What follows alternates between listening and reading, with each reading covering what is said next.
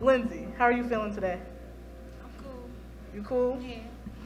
This is so dope. Number one, I'm a fan of just Buffalo artists in general, so I gotta give it up to Lindsay Niccs. I've been following her since 2019. When she dropped Bag, I don't know, somebody posted it, and then I listened to it, and I was obsessed.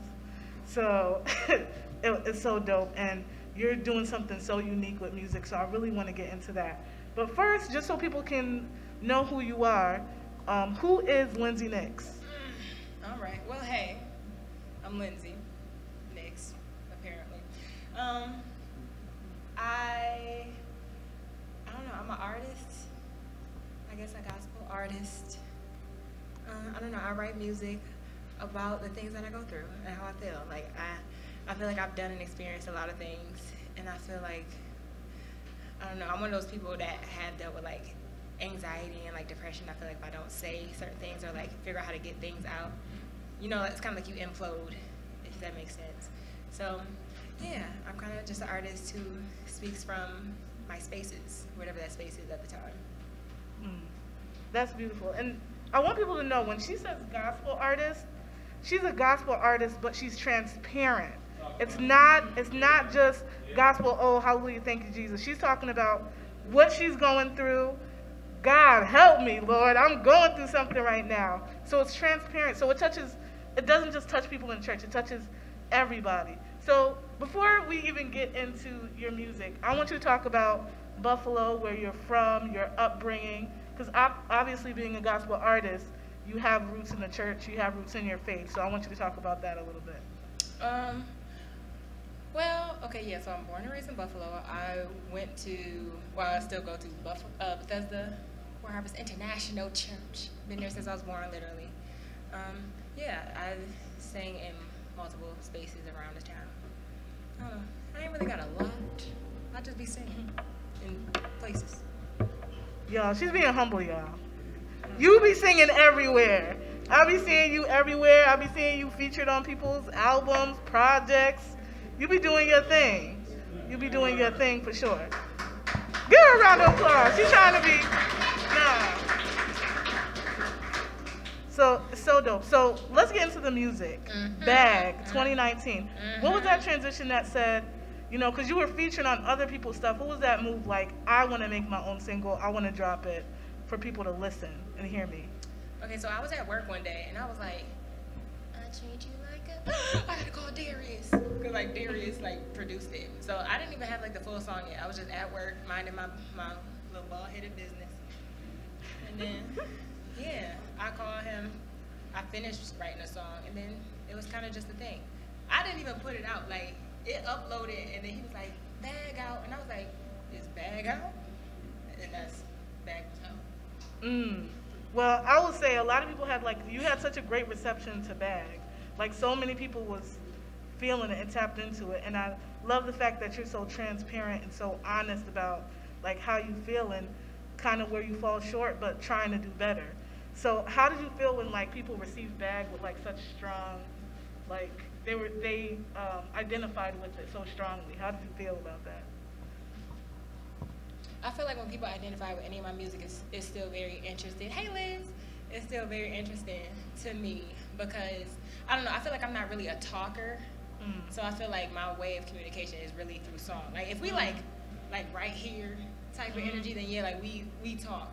But I feel like most of the time, like, music is my language type of thing. So if people, like, understand it, like, yeah, like, on a, like, face-to-face level, I'm like, thank you. Thank you for the compliment. But, like, I don't know, it kind of just makes me feel like, okay, so they heard my language. They hear you. They understand you. Yeah. But then you say Bag was like, oh, just a thing that happened. But then you dropped Redemption last year, a project last June that was just so dope. Again, so transparent, so deep. Like, what made you want to drop that project and really just spread your heart out on a project?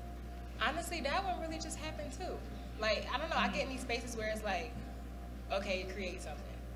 And then it'll either be just a song or it'll be like a full project. Something that you may or may not ever hear. But like, yeah, it's a thing, I don't know. Like, I think Redemption was my first, no, Redemption was my second project that I fully like produced myself. The first one was the mixtape, which was 401. That's only on SoundCloud if you have SoundCloud. Oh my gosh, I forgot about that. Yes. Yeah. So yeah, it's just, I don't know. I feel like it's just a random, like, okay, you have to make something that you have to say now, type of thing, and then it comes out when it comes out. Yeah. Well, I have to say. So wait, go back. You said you fully produced Redemption? Yeah. Oh my gosh, that's so crazy.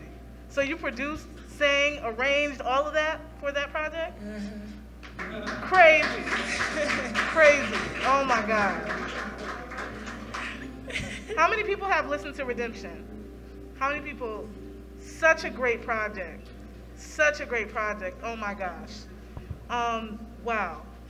So you've been, now one thing I want to say too is that you fill a void in gospel music, and that's why I'm so excited about you, because there's so many places that you can go and touch people with your music, because it's not classic gospel music.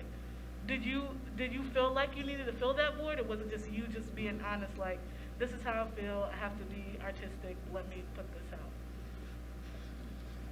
Like, do you realize that you're filling a void that, like, gospel music needs today?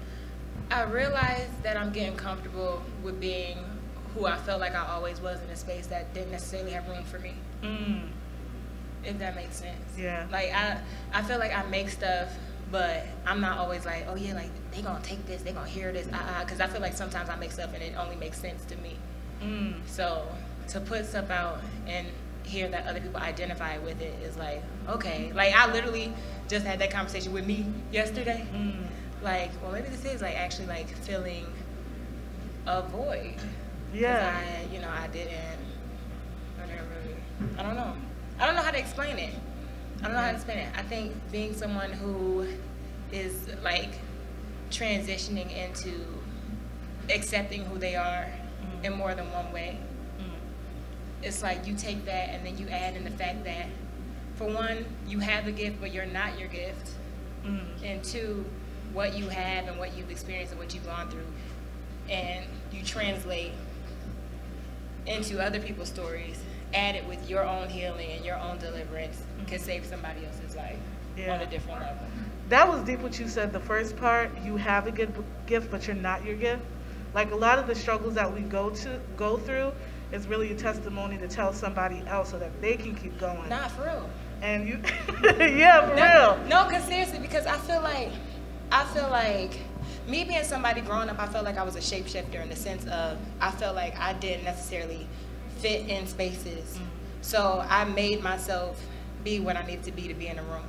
So I feel like with singing and everything else, okay, like you grew up like, oh yeah, like I could sing, I could write, I could produce or whatever. You start thinking that you are that because you don't necessarily know what your identity is yet. So what is it supposed to be like? If I can't sing today, then I'm nothing. That's not the case.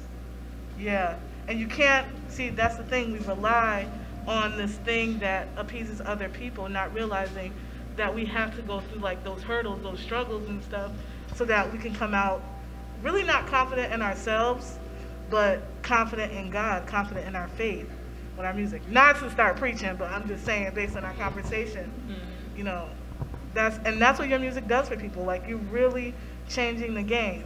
Now, you've been featured, I want to give a nod to Lindsay Niccs too, because she's been featured with huge Christian hip hop artists. I don't know if y'all know, and I'm always going to shout them out, that we have some dope Christian hip hop artists in Buffalo that are signed to major record labels. We have AI The Anomaly, we have Fonz Carter, we have Zadok the God Hop MC. And she's featured on all of their projects. Like, she's featured on songs and singles. So, like, that's something to be proud of, that Buffalo has so much diversity in hip hop and R&B that, like, we can share all these different messages, and she's doing her thing. So I'm super excited. I'm so happy, so happy. Now, last question. Okay. What are you working on in the future? Because we know you always got something under your sleeve.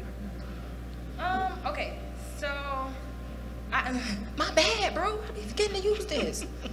I am currently working on music, but I will say, I don't know how long it's gonna take for it to come out, because I also been trying to like work on my character more than I'm working on my music. That part. So that's what I'm working on.